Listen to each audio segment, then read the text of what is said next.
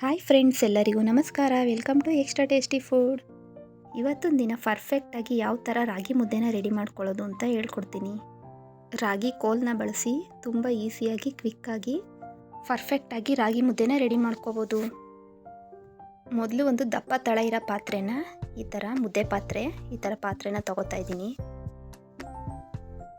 ಇದಕ್ಕೆ ನಾನು 4 ಕಪ್ಪಷ್ಟು ನೀರನ್ನ ಸೇರಿಸ್ತಾ ಇದ್ದೀನಿ. ಈ ಥರ ಪಾತ್ರೆಲೇ ಮಾಡಿಕೊಂಡ್ರೆ ಮುದ್ದೆ ತುಂಬ ಚೆನ್ನಾಗಿ ಬರುತ್ತೆ.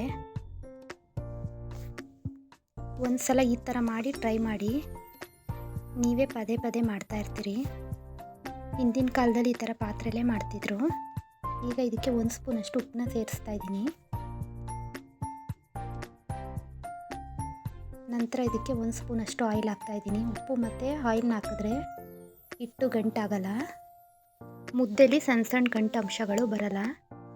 ನೋಡಿ, ಈಗ ಸ್ವಲ್ಪ ಹಿಟ್ಟನ್ನ ಮಿಕ್ಸ್ ಮಾಡಿ ಇದು ಕುದಿ ಬರೋವರೆಗೂ ಬೇಯಿಸ್ಕೋಬೇಕು. 1-2 ನಿಮಿಷ ಬೇಯಿಸ್ಕೊಳ್ಳಿ. ನೋಡಿ, ಇದು ಚೆನ್ನಾಗಿ ಉಕ್ಕು ಬರ್ತಾ ಇದೆ. ಈಗ ಇದಕ್ಕೆ ನಾವು ರಾಗಿ ಹಿಟ್ಟನ್ನ ಸೇರಿಸ್ಬೇಕಾಗುತ್ತೆ.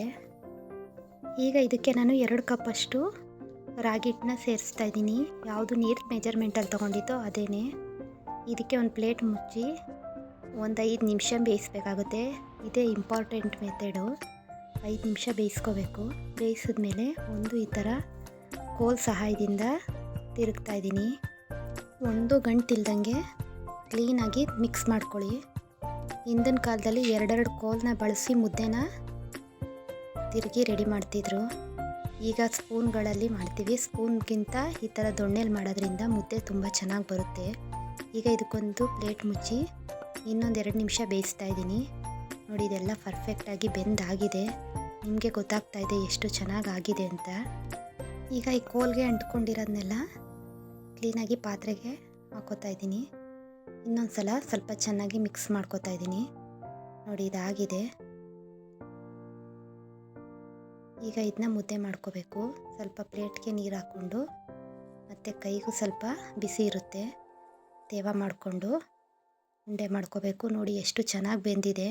ಮುಟ್ಟಿದ್ರೆ ಕೈಗೆ ಅಂಟಬಾರ್ದು, ಆಗ ಪರ್ಫೆಕ್ಟಾಗಿ ಮುದ್ದೆ ಆಗಿದೆ ಅಂತ ಅರ್ಥ. ಮುದ್ದೆ ರೆಡಿ ಆಗಿದೆ. ಇದೇ ಥರ ಎಲ್ಲನೂ ಮುದ್ದೆಗಳು ಮಾಡ್ಕೋತಾ ಇದ್ದೀನಿ. ನಾನು ತೊಗೊಂಡಿರೋ ಮೆಜರ್ಮೆಂಟಲ್ಲಿ 3 ಮುದ್ದೆ ಆಗುತ್ತೆ. ನಮ್ಮ ಈ ರೆಸಿಪಿ ಇಷ್ಟ ಆದರೆ ಲೈಕ್ ಮಾಡಿ, ಶೇರ್ ಮಾಡಿ, ಕಮೆಂಟ್ ಮಾಡಿ.